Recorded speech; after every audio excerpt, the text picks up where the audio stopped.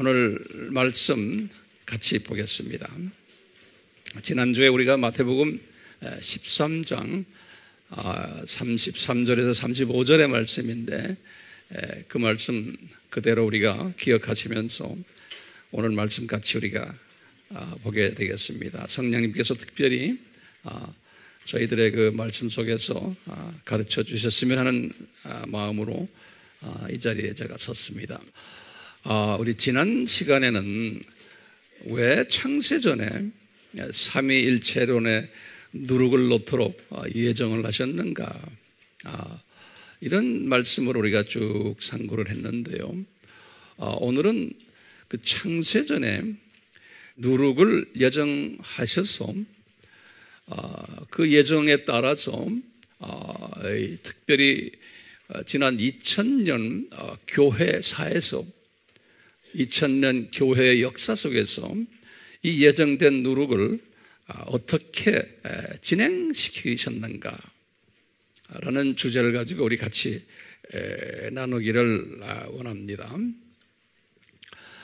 우리 지난 시간에도 보았지만 이 누룩이라는 것은 항상 이 산고와 연관이 되어 있어요. 산고. 우리가 이제 여자들 아기를 낳을 때 받는 그 고통, 그 산고와 연계되어 있는 것이 누룩이에요. 다시 말하면 이 누룩 때문에 교회가, 하나님의 백성들이 엄청난 산고를 경험하게끔 이렇게 디자인을 하셨어요. 오늘 여기에 대한 수수께끼 같은 신비로운 주님의 그 뜻을 잘 같이 소화하는 시간이 되기를 바랍니다. 성서에는요, 이 상고라는 표현을 몇 군데서 했어요. 우선 상고라는 뜻을 헬라말로 오딘이라고 그래요. 오딘. 오에다가 디, 거기다 니은자 붙이세요. 그냥 오딘. 이것을 이제 헬라말로 상고라 이렇게 표현이 됐고요. 영어로는 영어 성경에는 birth pain, birth란 건 태어난다는, pain은 고통이에요. 또는 birth pang, P-A-N-G 이렇게들 번역이 되어 있어요. 산고. 그러면 이 상고라는 뜻은 제가 이렇게 사전을 쭉 들여다보고 원어를 보면서 한마디로 말하면 뭐냐면 고통이다. 어떤 성경은 영어로 sorrow란 건 슬픔이죠. 근데 이 슬픔보다는 이 고통이란 뜻도 sorrow 속에 들어있어요. 그래서 이제 sorrow, 우리 sorrow란 영어 알죠? 이런 표현들이 이 상고로서 표현이 되어 있어요. 첫 번째 이 상고라는 그 단어가 어디에서 나오냐면 우리 창세기 3장 16절에 이제 아담이 타락을 하면서 그 직후로 타락의 결과로 이제 여자가 산고를 경험할 것이다라는 예언을 하셨어요. 그 예언대로 지금까지 이 여자들은 이 산고를 경험하는 것 우리가 다 알고 있지 않습니까? 그런 의미에서 이제 상고라는 표현을 쓰셨고요. 또 예수님의 십자가의 고통을 산고라는 표현으로 이 누가가 표현했어요. 사도행전 2장 24절에 예수님의 그 십자가의 고통을 상고라는 표현으로 이렇게 우리에게 가르쳐 주셨어요. 이 세 번째의 이 상고라는 표현을 예수님 재림하시기 전에 이제 바울이 표현했는데요.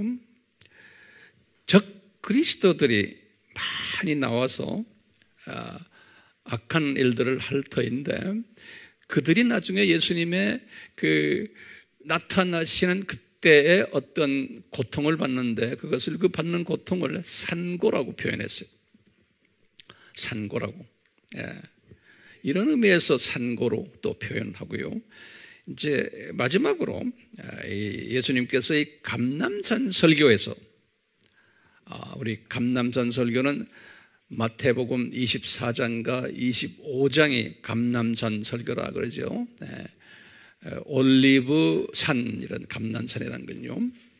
여기에서 이제 설교를 하셨는데 이 설교 내용은 우리 알다시피 예수님 재림하시기 전에 징조들을 설명하시고 그리고는 어떤 사람이 들림을 받을 거다라는 그 예언을 가르쳐 주신 것이 이 감람산 설교예요. 다시 말해요. 재림 전에 일어나는 모든 사건들 그리고는 어떤 사람이 들림을 받을 것인가 라는 표현을 7가지로 비유를 드셨어요. 그것이 감람산 설교다 그래요. 그 이제 유명한 세계 어디를 가나 이제 성서에 좀 익숙한 분들은 감람산 설교가 뭡니까 하면 다들 알아요. 무슨 소린지.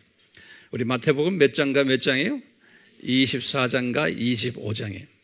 여기 이제 예수님이 언제 말씀하셨냐면 고난주일 화요일에 제자들에게 가르쳐 주신 거예요. 이 감람산 설교를 통해서 어떤 징조들이 일어날 것인가.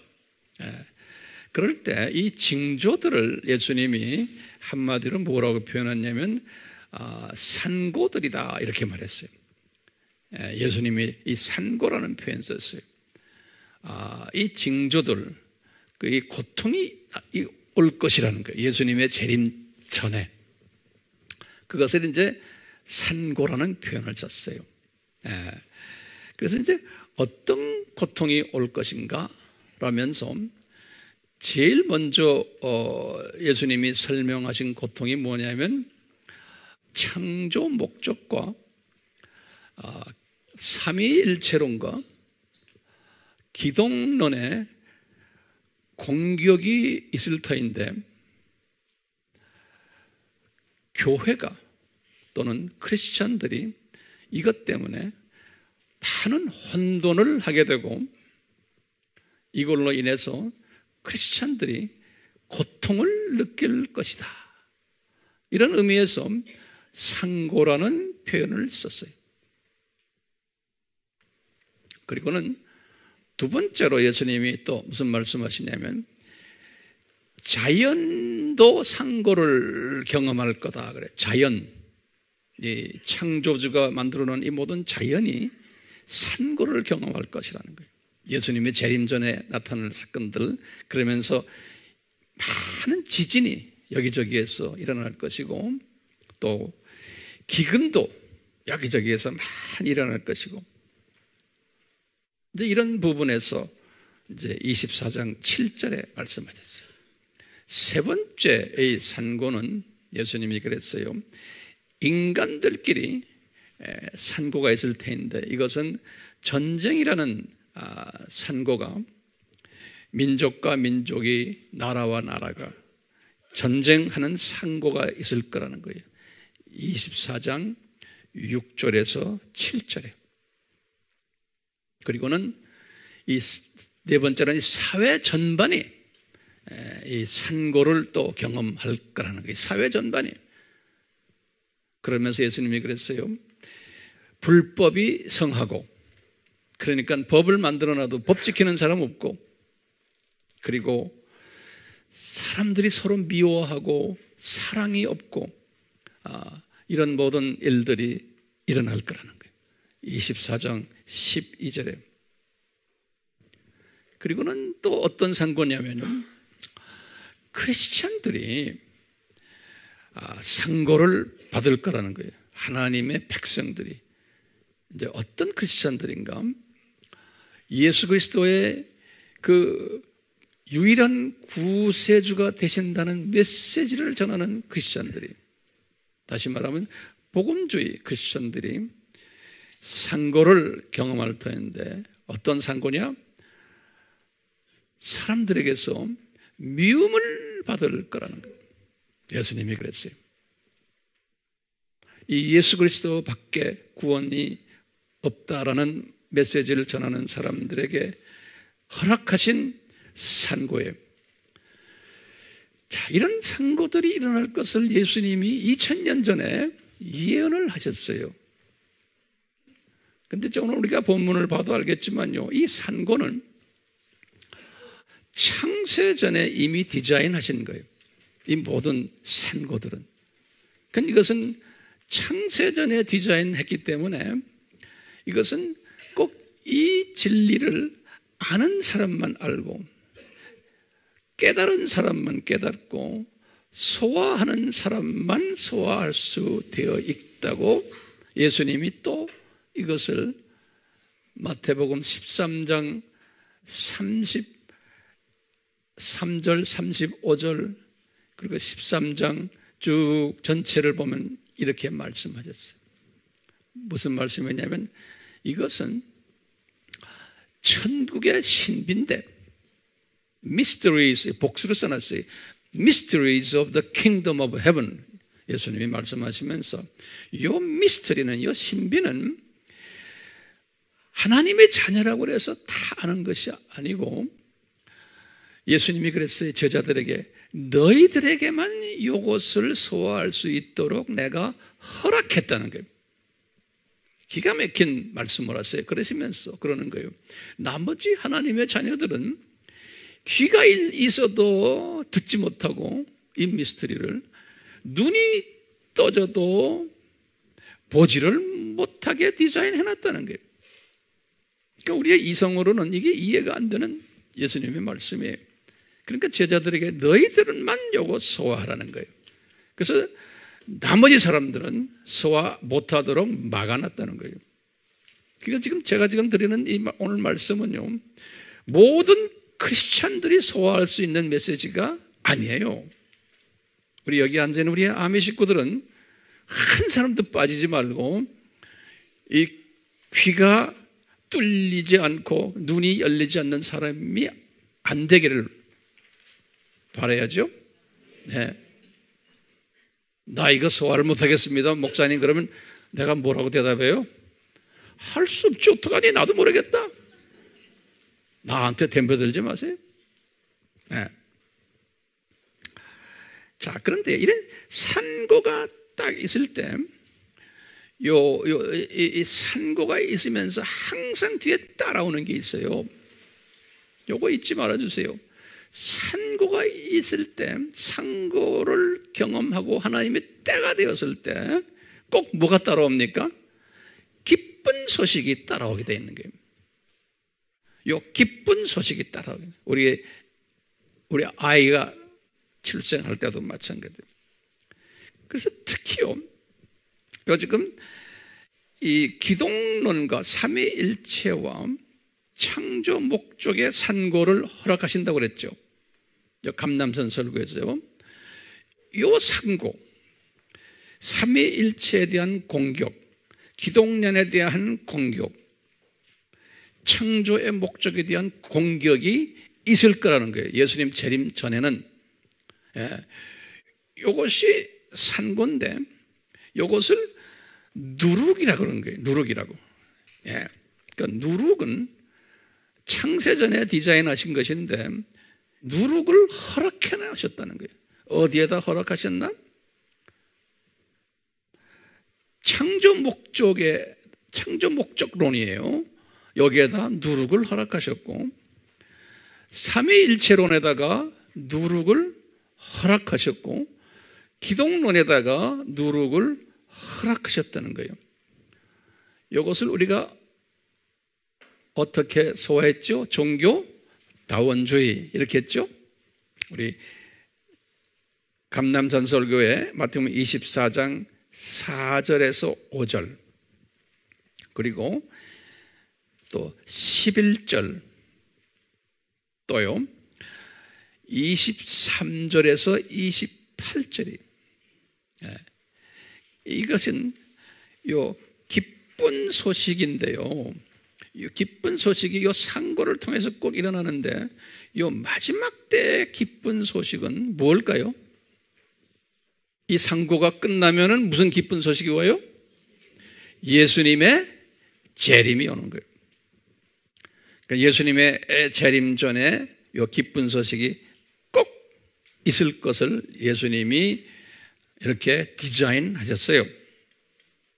그러니까 이 산고는 기쁜 소식을 던져주는 나팔 소리라고 보시면 돼요. 이 산고는 오늘날 지금 세상에서 지금 일어나는 모든 이런 산고들은 우리 지난 시간에 이런 이야기를 했어요. 지난 과거 2000년 기독교 교회사에서 초대교회 400년 동안의 산고가 있었어요. 그거 좀 적어 놓으세요. 초대교회 400년 동안의 산고들. 이 산고 때 어떤 일이 일어났냐는 우리가 쭉 공부했죠. 이단들이 쫙 일어났죠. 창조 목적에 대한 잡소리들이 있었고, 기독론에 대한 잡소리들이 있었고, 제가 잡소리라고 말합니다. 또 뭐예요? 삼위일체에 대한 잡소리들이 요 400년 동안 있었어요. 거기에 대한 모든 신학적인 그 이단 학설들은 제가 다 설명해 드렸어요. 요 산고가 몇 년 있었어요? 400년 있었어요. 그렇죠? 요 400년 딱 있고는 그 다음에 항상 산고가 있은 후에, 산고는 뭘 통해서 산고를 해요? 누룩을 통해서 하나님이 누룩을 허락하시는 거예요. 이 누룩이 뭐였어요? 우리가 마태복음 16장 12절에 우리 지난 시간 공부했죠. 누룩은 바리새인과 사두개인들의 가르침이다. 이 말은 다시 말하면 삼위일체론 부인하는 것, 기독론 부인하는 것, 창조 목적 부인하는 거예요. 그 삼위일체와 기독론 부인하는 것은 창조 목적 부인하는 거나 같은 의미. 이렇게요. 첫 400년 상고가 누룩 통해서 상고가 딱 끝난 후에 어떤 기쁜 소식을 줬어요? 4대 공의회가 있었던 거예요. 기억나세요?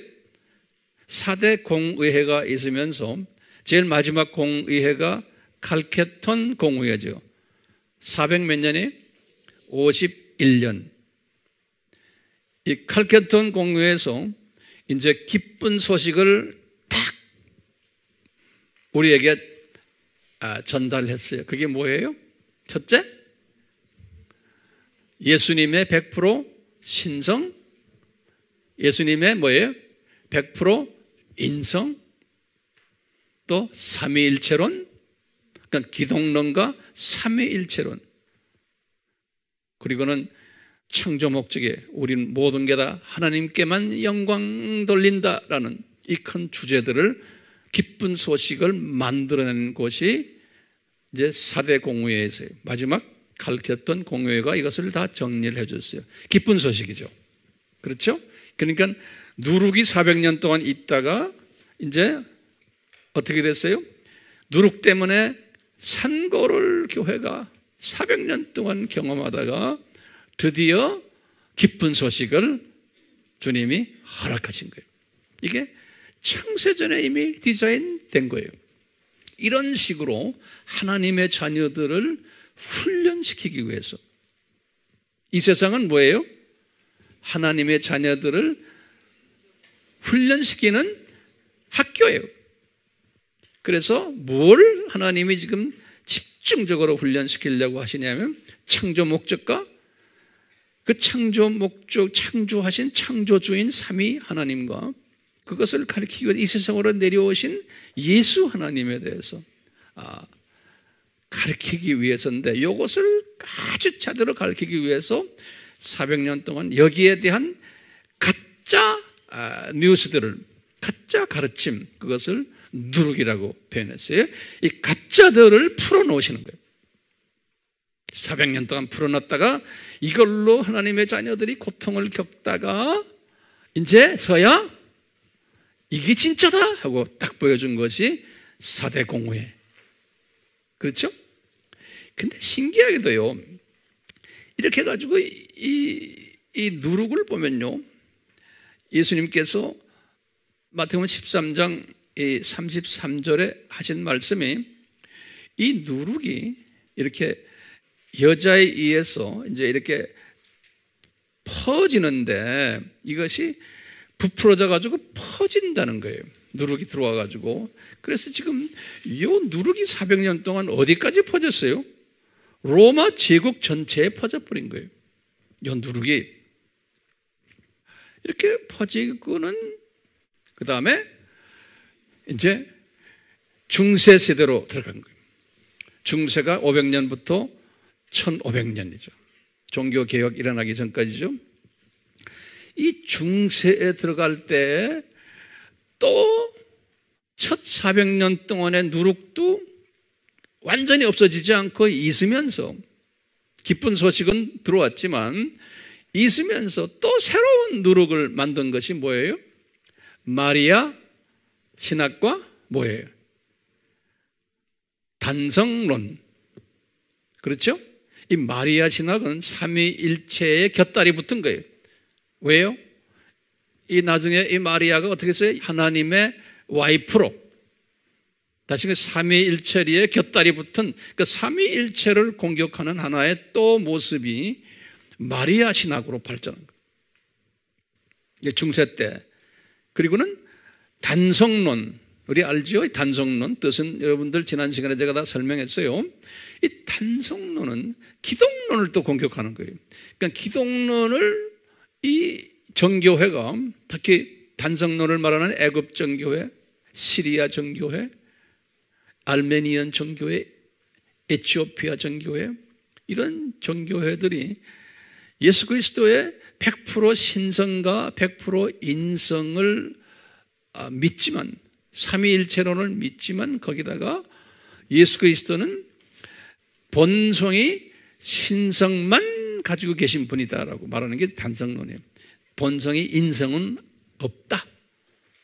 그렇지만 양성론은, 우리가 지금 믿고 있는 양성론은 예수 그리스도가 본성이 신성이지만 33년 동안 인간이 됐을 때는 신성만 가지고 계신 게 아니고 완전히 신성을 포기하시고 인성이셨다라고 하는 양성론을 우리는 믿고 있어요.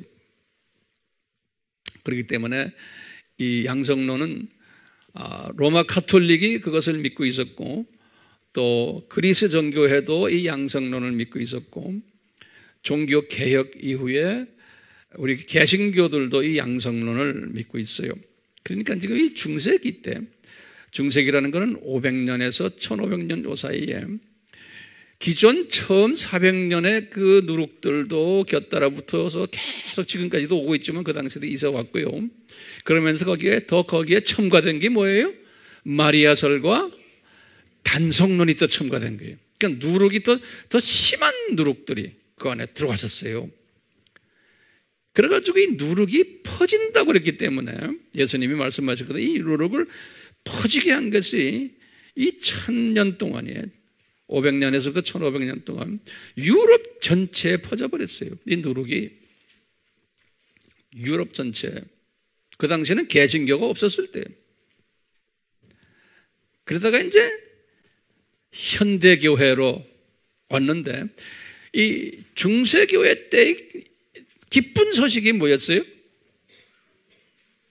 중세교회 마무리하면서 종교개혁인 거예요. 그러니까 이런 1000년 동안의 누룩이 없었더라면 이 종교개혁이, 기쁜 소식이 일어날 수가 없죠. 이 종교개혁은 특히 어디에 대한 공격이었어요? 종교개혁은 중세 때의 마리아 학설, 거기다 또 종교개혁이 단성론에 대한, 그렇죠, 마리아에 대한 것이 더 강했어요. 이렇게 해서 이제 현대교회가 이제 시작이 됐는데 1500년부터 지금 예수님의 재림까지가 이제 현대교회예요. 이 현대교회는 우리가 나중에 보겠지만 누룩이 더 강했고 이 누룩은 더 복잡한 누룩이에요. 그리고 영향력이 더 커졌어요. 이 누룩이. 그리고 영역도 더 많이 퍼졌어요. 이 누룩이.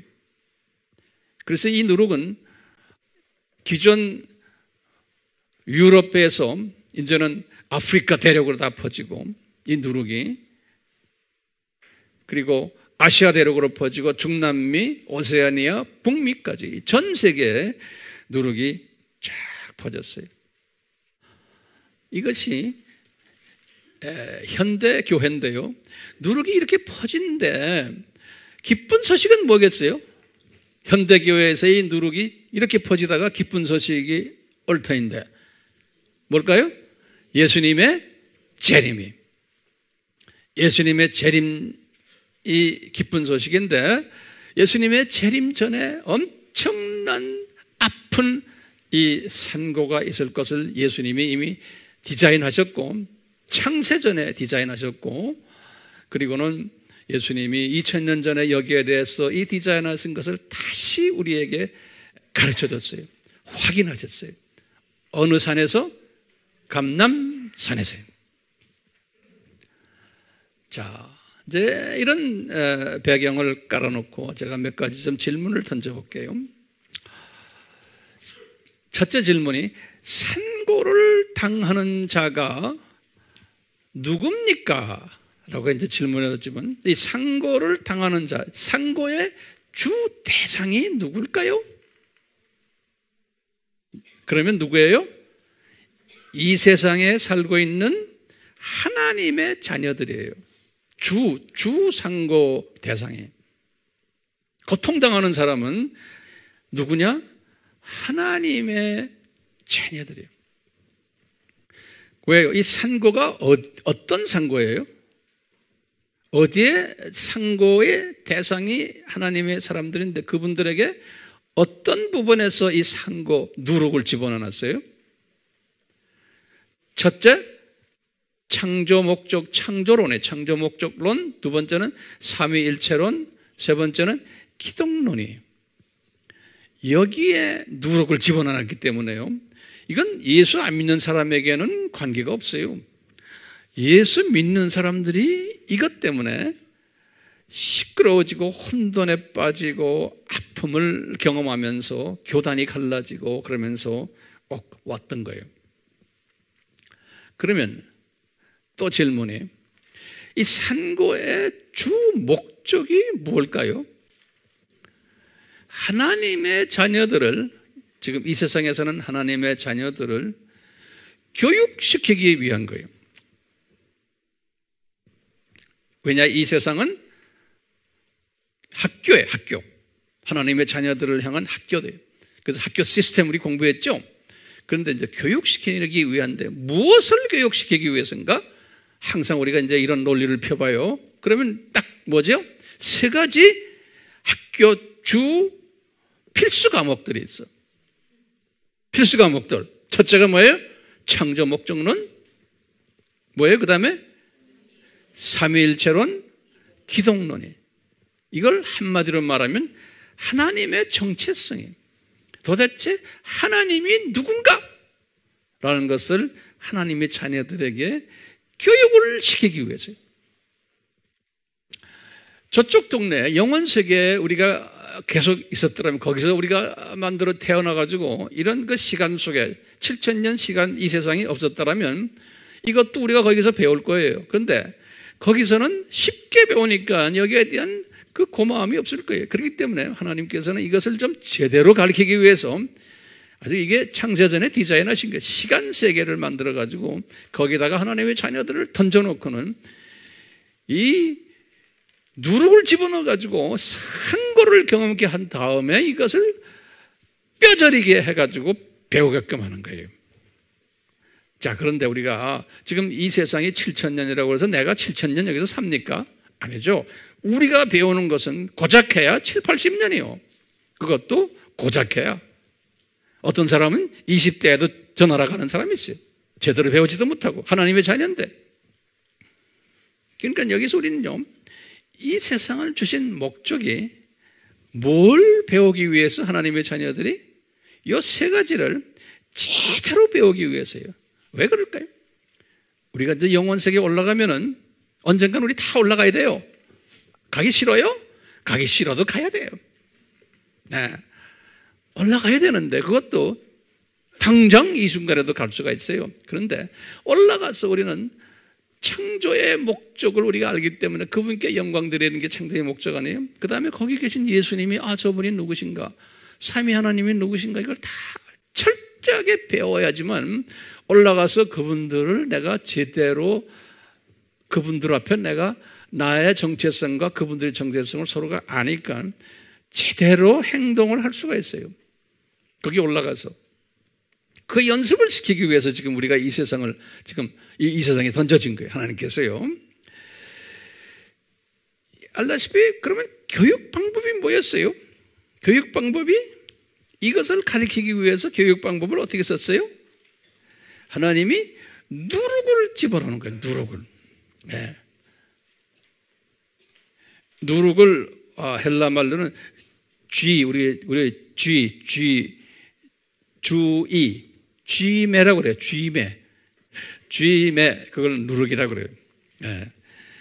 이 누룩을 집어넣게 하신 거예요. 우리 보시면 창세기 오늘 본문에 마태복음 13장 33절에 보면 천국의 신비 중에서 7가지의 쭉 비유를 주님이 가르쳐 주셨는데 그 중에 이제 하나가 누룩 비유예요. 이거 누룩 비유를 딱 33절에 끝나시고는 곧 35절에 예수님이 하셨어요. 이 모든 천국의 비유 7가지는 뭐냐? 창세전에 내가 이미 디자인한 거다 이렇게 말씀하셨어요. 이것을 창세전에. 그러니까 이게 굉장히 중요한 거예요. 이 교육식 방법을 창세전에 이것을 디자인하셨다는 거예요. 그러니까 이 누룩도 창세전에 다 디자인하셨다는 겁니다. 자, 그러면요, 요 누룩이요, 요 누룩은 어디에 집어넣는지 우리 한번 공부해 봐요. 누룩에 대해서요. 이 누룩은 어디에다 집어넣습니까? 그럼 요거 잘 들으세요. 요것은 누룩이 있는, 우리 한국말로는 떡이라고 그랬지만 실제는 브레드예요. 브레드. 빵이에요. 빵. 오케이? 우리가 빵에다가, 그러니까 빵도 순수한 빵에다가 누룩을 집어넣는 거예요. 이게 중요한 개념이에요. 누룩이 들어있는 빵에다 누룩 안 집어넣어요. 순수한 빵에다가 누룩을 집어넣는 거예요. 그 다음에 보세요. 이 누룩의 기능이 뭘까요? 첫 번째, 누룩의 기능은요, 이 순수한 빵이 아니에요. 순수한 반죽이에요. 순수한 반죽을 가지고서 빵을 만들 때 그 빵을 우리가 뭐라 불러요? 무교병이라 부르죠. 그렇죠? 무교병 또는 누룩이 들어있으면 무슨 병이라고 우리말로 되어 있어요? 유교병 그러죠. 자, 이 반죽을 딱 만들어놓으면 거기에 이 누룩을 집어넣으면 누룩에 하는 일 첫 번째, 이 부풀게 하는 기능이 있어요. 양을 많게 시각적 자극을 주는 그런 부풀게 하는 기능이 있고요. 두 번째로는 이 부드럽게 만들어주는, 이것도 시각적 자극을 줘요. 세 번째로는 먹음직하게 이 식욕을 더 나게끔, 이 누룩을 집어넣으면 그 빵이 고소한 맛을 나죠. 고소한 맛. 그렇죠? 이건 미각적 자극을 주는 그런 기능을 해요. 또 빵을 풍부하게 해주는 시각적 자극을 줘요. 그뿐 아니라 빵을 아주 보기 좋게 만들어주는 시각적 자극이에요. 그러니까 이 빵은 모든 사람이 선호하는 빵이 되게끔 돼 있어요. 왜냐하면 우리의 입맛에 맞는 빵으로 만들어주는 역할이 요 누룩의 기능이에요.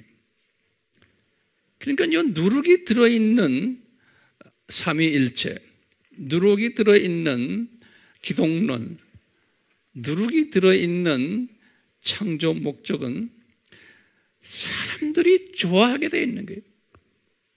그리고 보기도 좋고 양도 크고 맛도 있고 들으면 참 듣기도 좋고,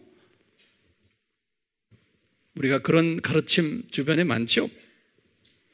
그러면 누룩이 없는 빵은 무슨 빵이라고 그래요? 무교병이라고 그래요. 무교병 모양새 있어요? 없어요. 거기다 적으세요. 모양새도 없어요.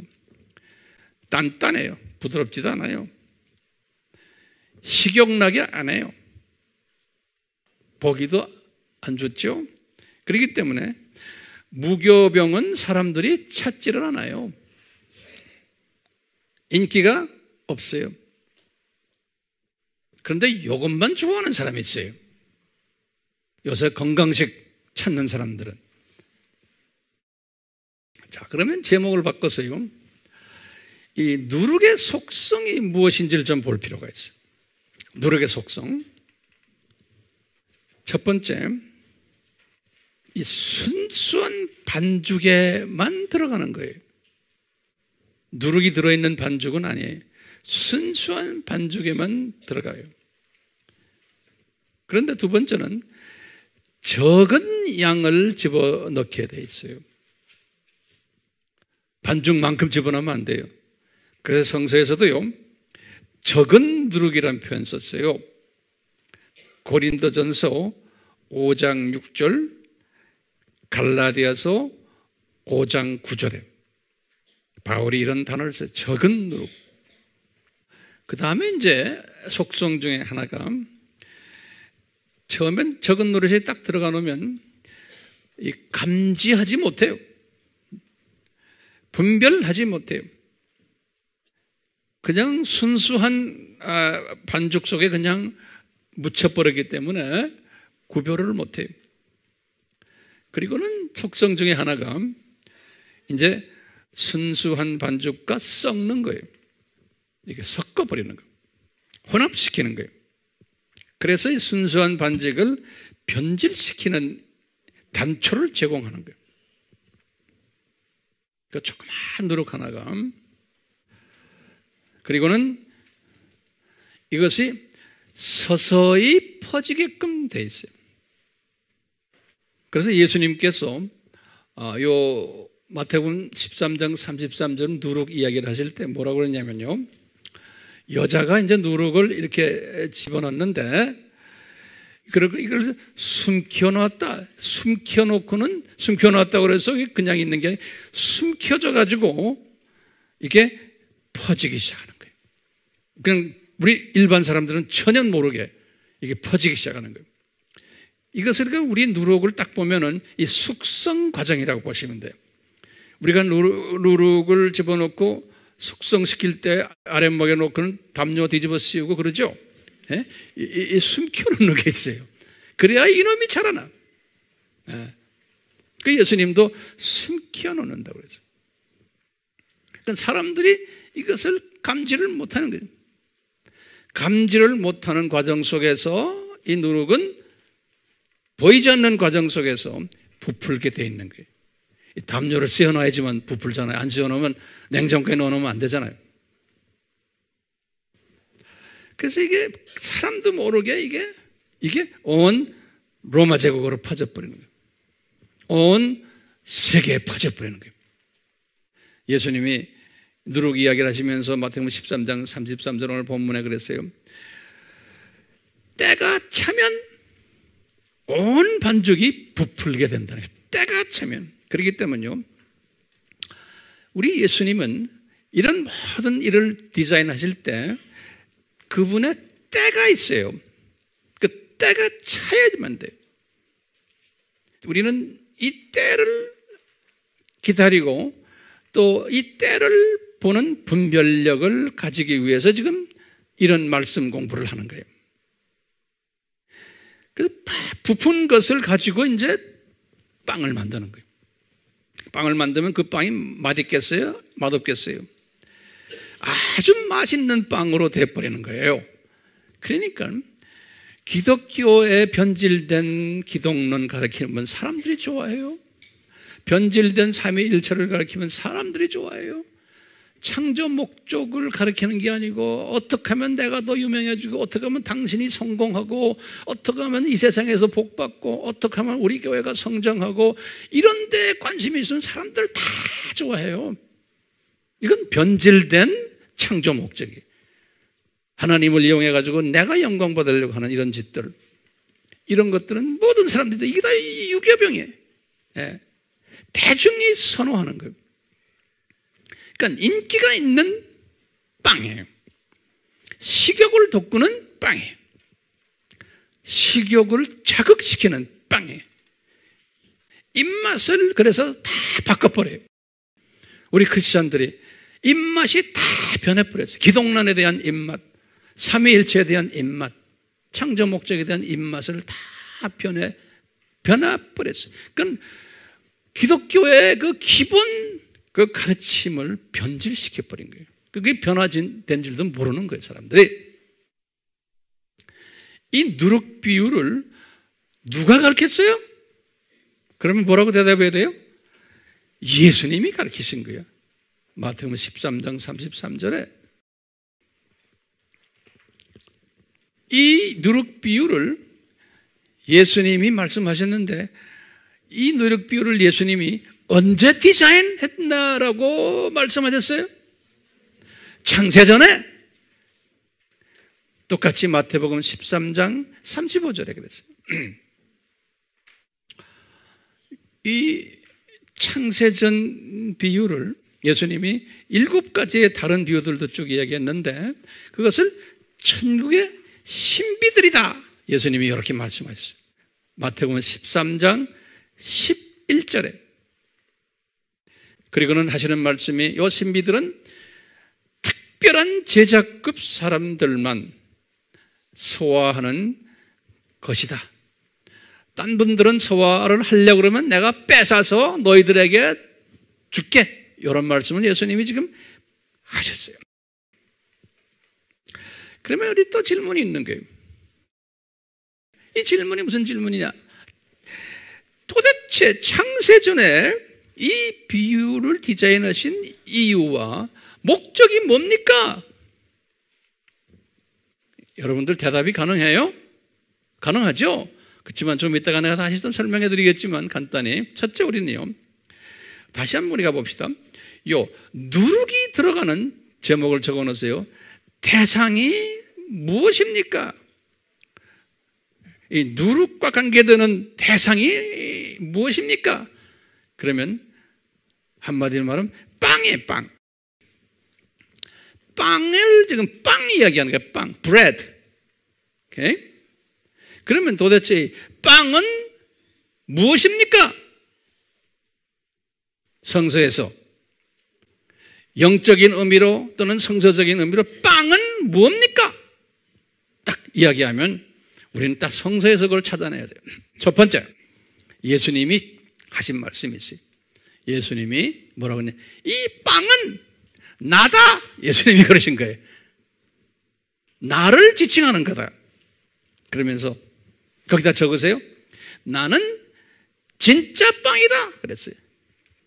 요한복음 6장 32절에 나는 진짜 빵이다. 지금 세상에 있는 건 다 가짜 빵들인 거예요. 그러면서 또 뭐라고 했냐면 나는 생명의 빵이다. 예수님 말씀하셨어요. 요한복음 6장 35절 48절에.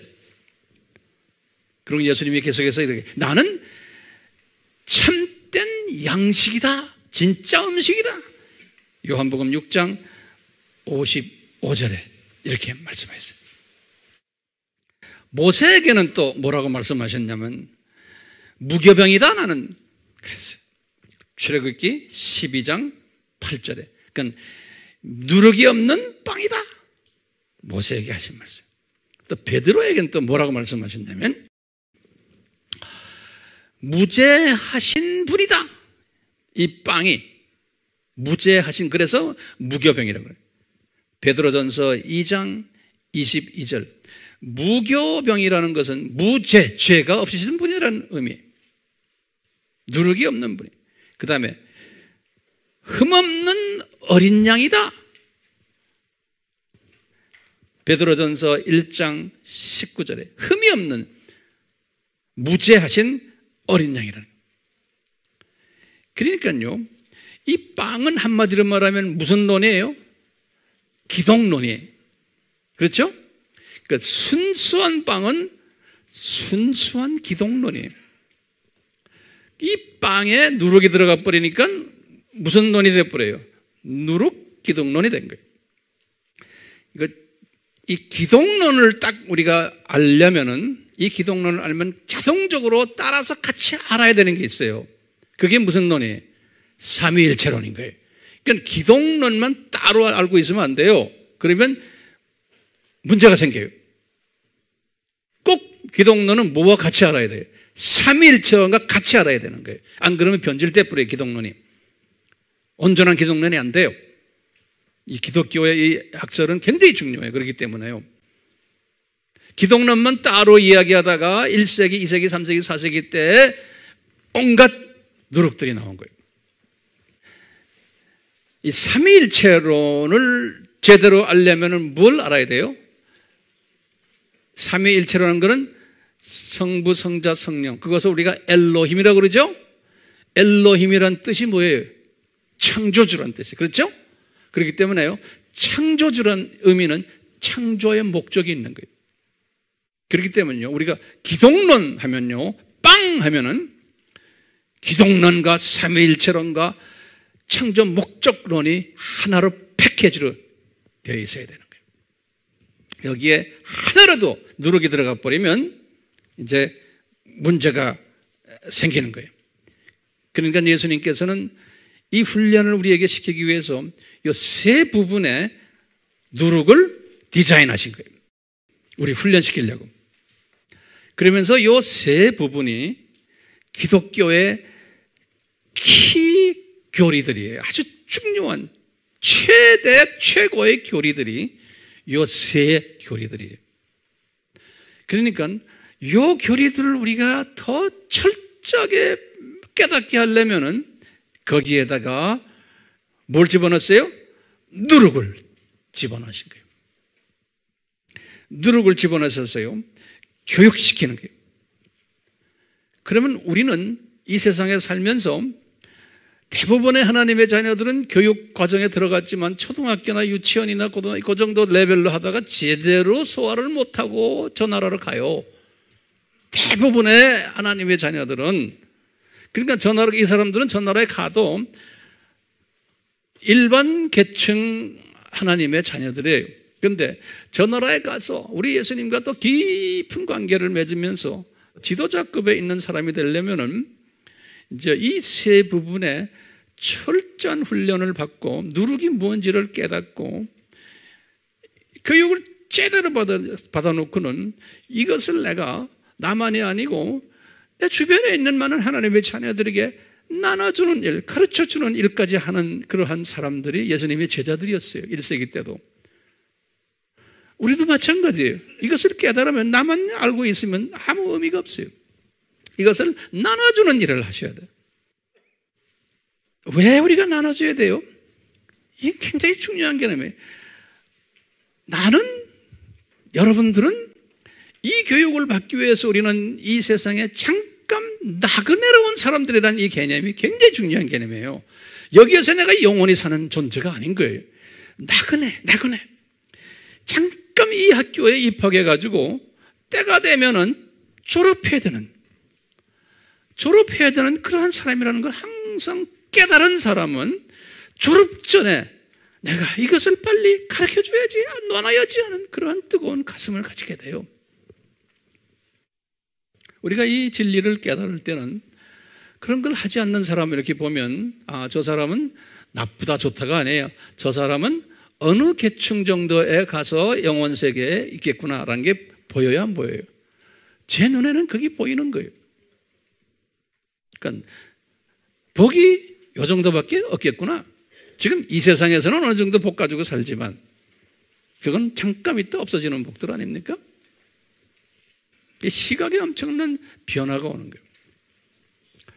자, 그럼 한번 여쭤볼게요. 누가 창세전에 어떤 분이 이 누룩을 집어넣는다고 했어요? 어떤 분이? 마태복음 13장 33절에 거기 보면 예수님이 딱 그랬어요. 누가 이 누룩을 집어넣는다고요? 여인이 그랬어요. 도대체 여인은 성서적으로 어떤 의미가 있어요? 여인은 예수님의 신부감을 이야기할 때 쓰는 단어예요. 다시 말하면 여자 하면은 성서적으로 대부분의 신학자들이 다 동의하지만 이것은 교회를 의미를 해요. 교회라는 거는 건물 이야기하는 게 아니에요. 우리 크리스천들을 에클레시아, 우리 크리스천들을 교회라 그래요. 크리스천들의 한 사람도 교회고 두 사람도 교회고 100사람이 모여도 다 교회인 거예요. 이 건물, 이 조직이 아니에요. 교회라는 게요. 그러니까 이 여인이라는 것은 하나님의 자녀들, 개인 또는 단체 또는 그룹들, 이것을 여인이라 이렇게 표현했어요. 여인. 그래서 원어도 그렇고 원어에 보면 woman, 그러니까 한 여자라는 뜻보다는 라는 것은 대표성을 가지고 있어요. 대표성을. 그 woman이라는 건 크리스천의 대표성들입니다. 이 크리스천들이 다시 말하면 이 누룩을 누가 만들어내느냐? 이게 누가 만들어내요? 불교신자들이 만들어내는 게 아니에요.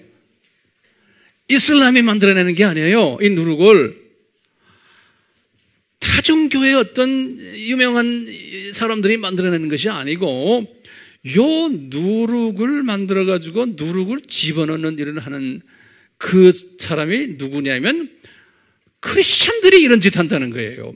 교회가. 누가 이런 말해요? 지금요? 예수님이 창세전에 이렇게 디자인하신 예수님이. 그러니까요, 소위 기독교 교단이, 기독교 신학교가, 기독교의 목사들이, 신부들이, 기독교의 학자들이 이런 짓 한다는 거예요. 이 누룩을 만들어가지고. 근데 누룩을 어디에 관한 누룩이에요? 기독론과 삼위일체와 창조 목적에 여기에다가 누룩을 만들어가지고, 이걸 그 다음엔 어떻게 놨냐면 예수님이 그랬어요. 요 여인이 요 누룩을 어떻게 놨냐면 살짝 만들어서 집어넣고는 숨겨버렸다. 그래, 숨겨버린다. 33절에 보면요. 언제까지 숨겨버리느냐? 전체가 부풀 때까지 숨겨버릴 거라는 거예요. 전체가 부풀 때까지. 자, 그러면 보세요. 단계적으로 처음에 첫 초대교회 400년 동안도 로마 제국이 부풀 때까지 있다가 잠깐 보여졌죠? 그 다음에 중세 때도 유럽 전체가 이 누룩으로 꽉 차 있을 때 이제 또 잠깐 뚜껑을 열어놨죠. 그리고 종교교회 이후부터 지금까지, 지금 예수님의 재림이 가까운 이때 이 누룩이 지금 전 세계에 다 퍼졌어요. 그러면 이 누룩이 무슨 누룩일까요? 이 누룩은요, 처음 400년의 이 누룩도 그 잔재들 지금까지 있어요. 그것도 계속 따라오고요. 그 다음에 중세시대 때의 그 누룩들, 단성론과 마리아 사건, 이것도 계속 지금 따라오고 있어요. 종교개혁 이후부터 만들어낸 새 누룩이 뭐예요? 종교다원주의. 모든 종교는 같다. 예수 그리스도가 타 종교에도 다 있다. 부처도 그리스도고, 마호멧도 그리스도고, 아무개도 그리스도고, 공자도 그리스도고, 도자도 그리스도고, 다 그리스도다는 거예요. 예수도 그리스도고, 그래서 모든 종교는 한 하나님 앞에 그냥 가는데, 여기다가 지금 뭐냐면요, 죽어서 어디 가느냐? 죽어서 잠깐 이렇게 있다가 이 세상을 변화시켜서 이 땅을 완전히 새롭게 만들어서 이 땅이 천국화가 된다는 거예요. 이건 무슨 주의라 그래요? 후천년주의라 그러는 거예요. 그러니까 오늘날요, 이 죽어서 저쪽 낙원에 간다는 개념은 가르치는 이 신학교나 그런 교단들이 이제 점점점 없어졌어요. 이제 거의. 예. 죽으면 잠깐 여기 있다가 이 세상이 변화되면은 부활해가지고 여기서 다 산다는 거예요. 그렇기 때문에 이걸 후천년주의라고 그러죠. 유엔이 그래서 존재하는 거예요. WCC에도 가르치는 게 그건가. 우리가 이 세상을 사람 사는 천국을 만들자. 이 세상을.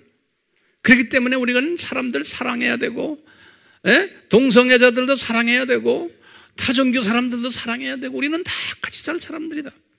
거기다가도 지금 또 요새 뭐가 나옵니까? 우리가 지난 시간에 해봤죠? 예수회나 프리메이슨이나 일루미나티는 뭐라고 그래요? 그 사람들도 지금 이 비전, 이 전 세계를 이 세상을 천국으로 만들자. 그래서 정부도 하나로 만들고 경제 시스템도 하나로 만들고 종교도 하나로 만들고 이거 만들기 위해서는 골치 아프니까 전쟁도 우리가 없애야 된다. 그러면서 뭐예요? 인구도 줄이자. 쓸데없는 말씀거리들 다 없애버리자. 그러니까 전쟁을 자꾸 일으키는 거예요. 핵을 만들어라 그러고 다 뒤에서 지금 관리하고 있는 거예요. 이놈들이. 목적이 뭐예요? 이 세상을 천국화시키는데 소수 엘리트들이 천국화를 시키는 일을 우리가 해야 된다는 거예요. 우리가 지금 이런 세상에 살고 있어요. 그런데요, 이런 세상이 있어야 돼요? 없어야 돼요? 예? 있어야 되는 거예요. 지금 이런 일들이 지금 우리 주변에서 지금 일어나는 모든 일들, 지금 보세요. 이슬람이 저렇게 막 못되게 놀죠? 우리 하나님의 자녀들에게 그런 게 있어야 돼요? 없어야 돼요? 있어야 돼요. 예수님이 바보입니까? 예수님이 힘이 없어요? 예수님이 모슬렘 저놈들보다 힘이 없으세요? 아니에요.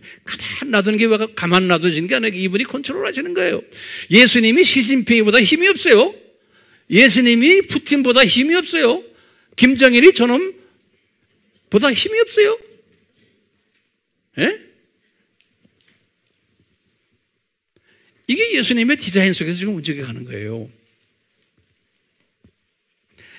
이런 게 예수님의 재림 전에는 엄청난 산고가 올 것을 예수님이 이미 예언하시고 디자인하신 거예요. 그러니까 이 마지막 때에 사는 우리들은요, 이 상고를 주신 목적이 뭡니까?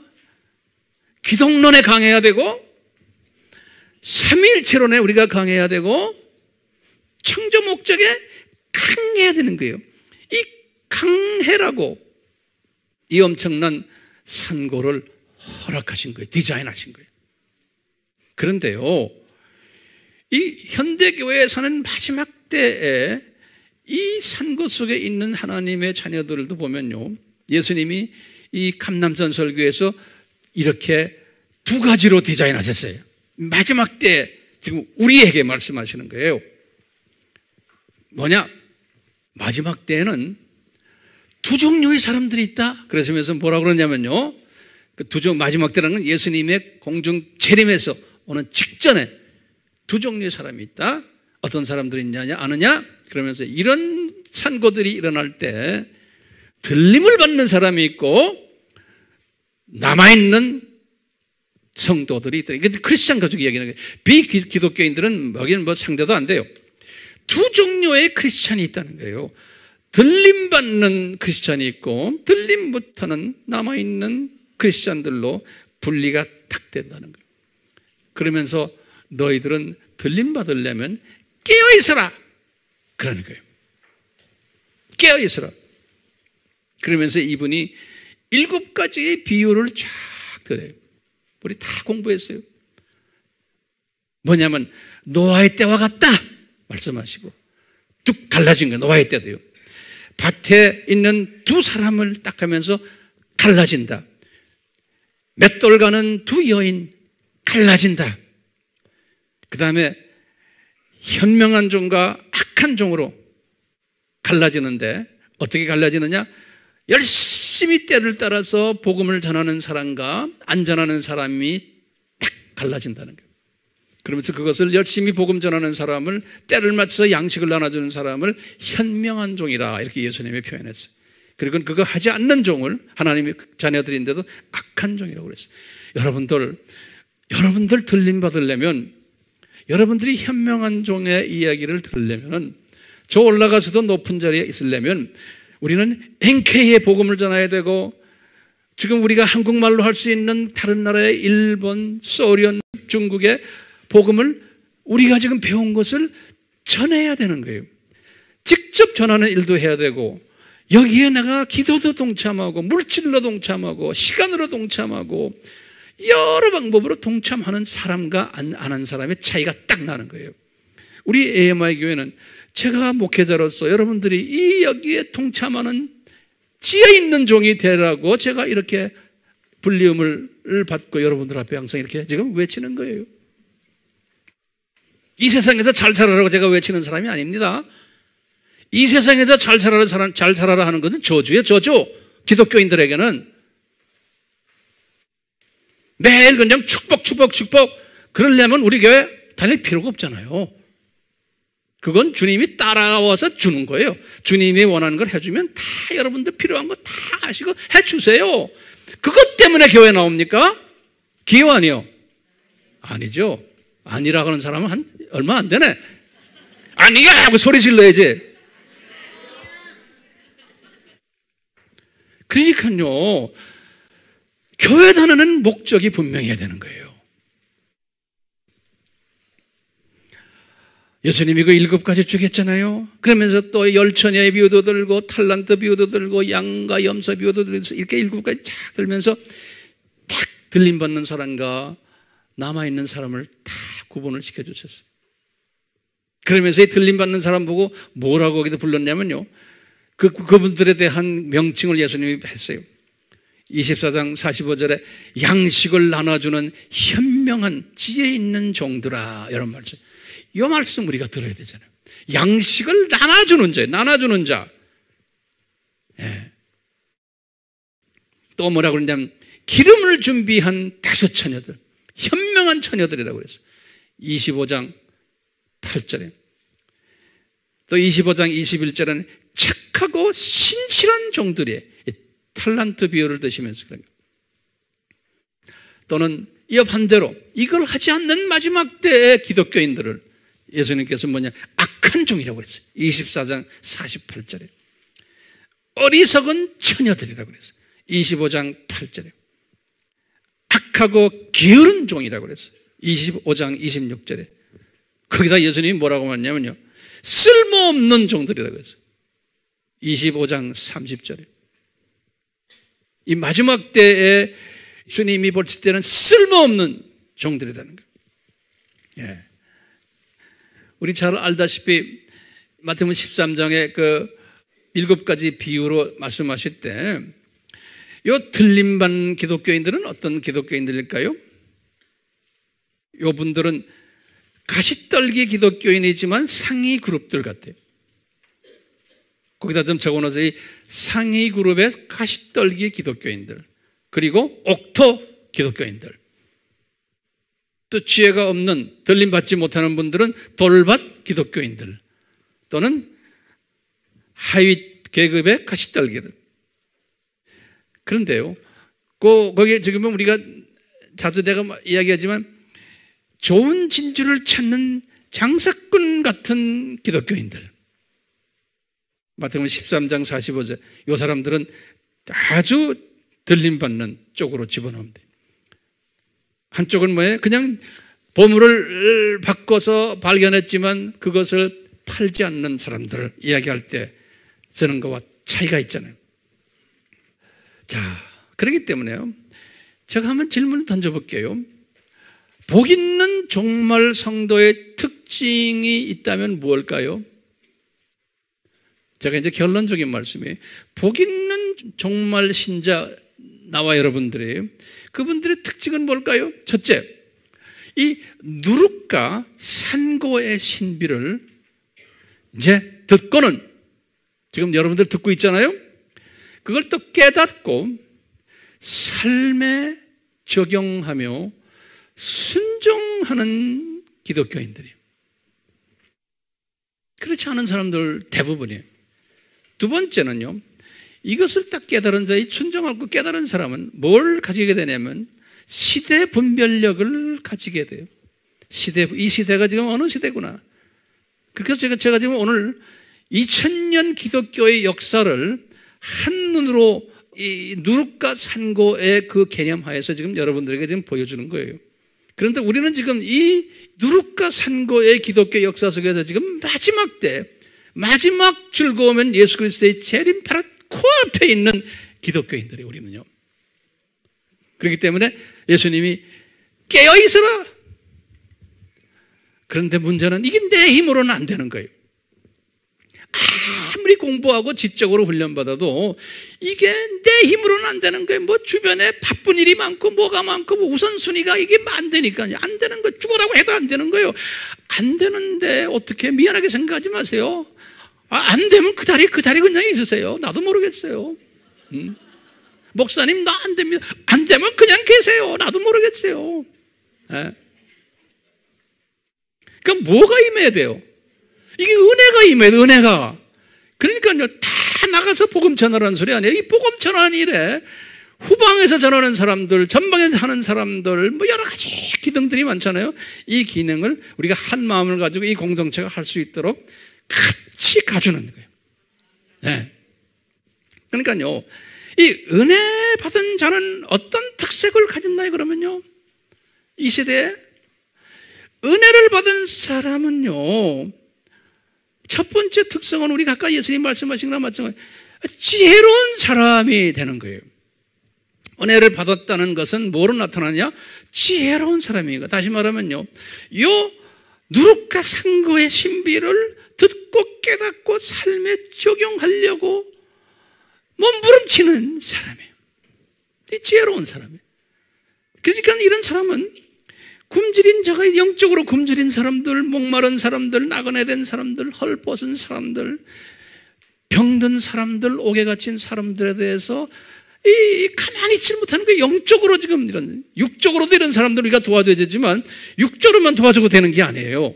이건 육적인 도와주는 건 이건 저 차원에서 얘기해요. 영적인 측면에서 이런 사람들 우리가 도와주려고 해요. 그러니까 우리가 지금 NK 사람들, 그 많은 NK들이 저기 와 있지만 그 안에 소수가 이런 사람들이 있는 거예요. 그 사람들 주님이 우리에게 이거 보내주시잖아요. 보내주시면 우리가 거기에 정성 들여서 하는 마음을 막 가지게 하는 거예요. 우리가 다 그 마음 갖고 있잖아요. 신기하게도요. 이게 은혜 받은, 특히 오늘날 의대 받은 사람들.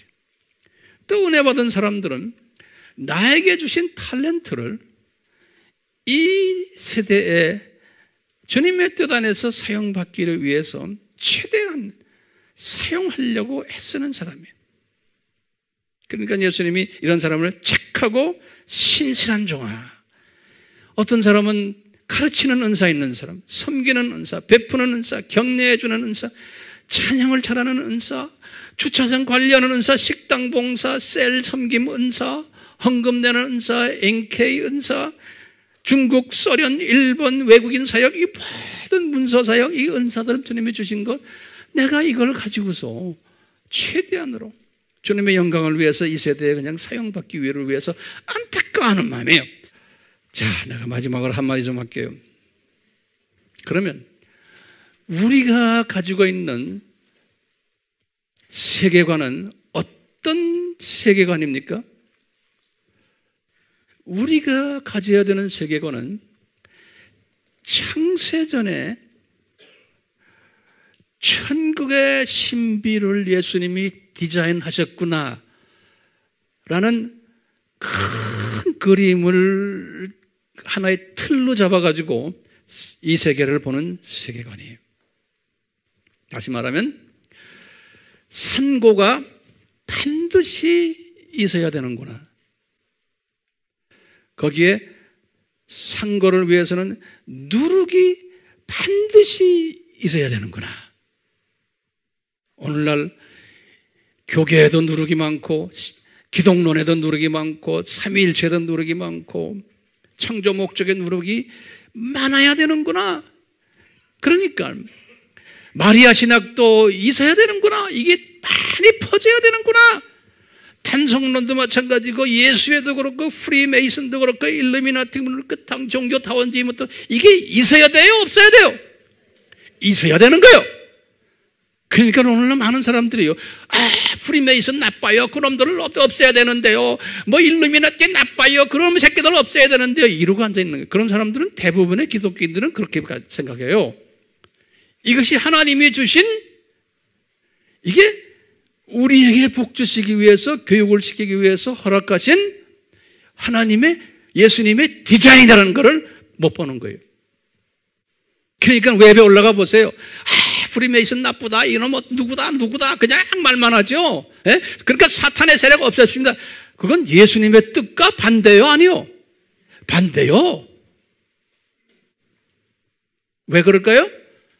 신학이 사람이 노력을 해가지고 우리가 열심히 기도하고요, 열심히 하면 프리메이슨도 자빠지고 없어질 것이고, 일루미나티도 없어질 것이고, 666 뭐 칩을 달고 어쩌고 이거 가지고 난리를 지기는데, 이건 다 하나님의 디자인이요.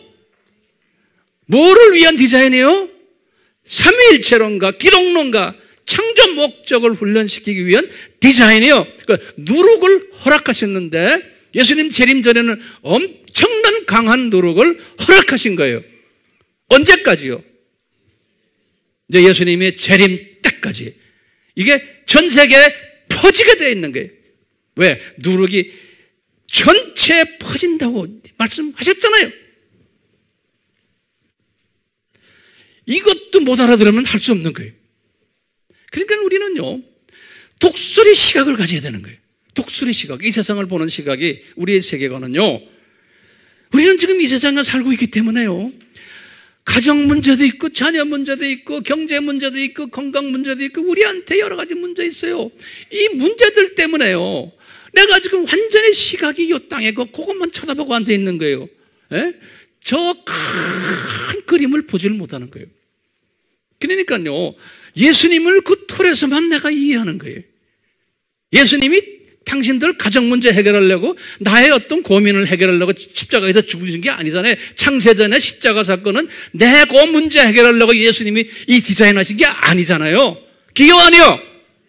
아니요.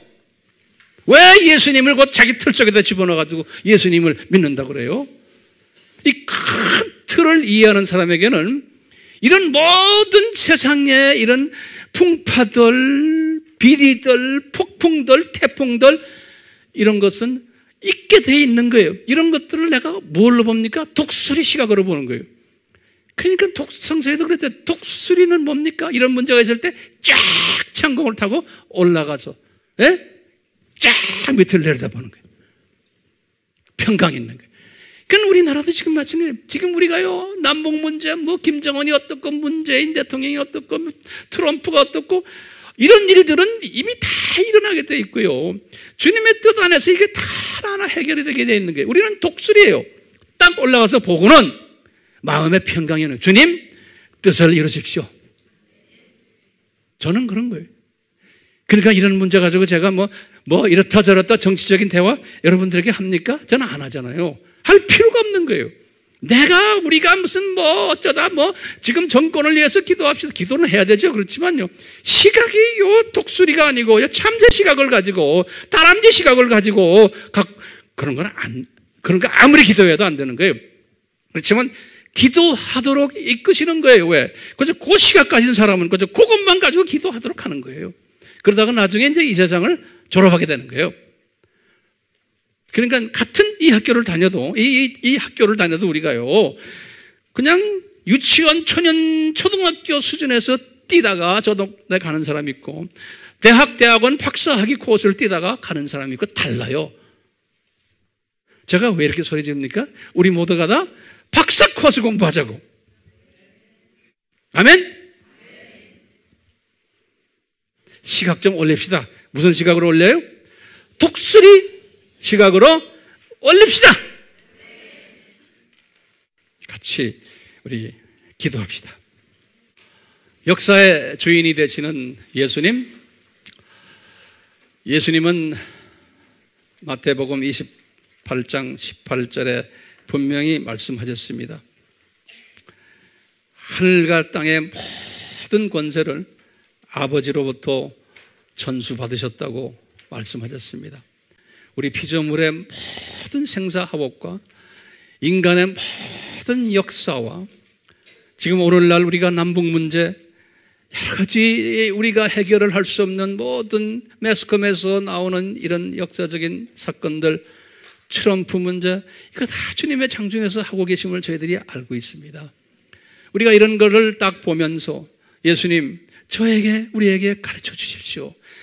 이 시대를 분별하고 이 시대 속에서 우리가 어떻게 주님을 섬겨야 될지를 가르쳐 주십시오 라는 그러한 기도를 하는 지혜자들이 되도록 주님, 우리에게 성령님의 기름 부으심이 있기를 소원합니다.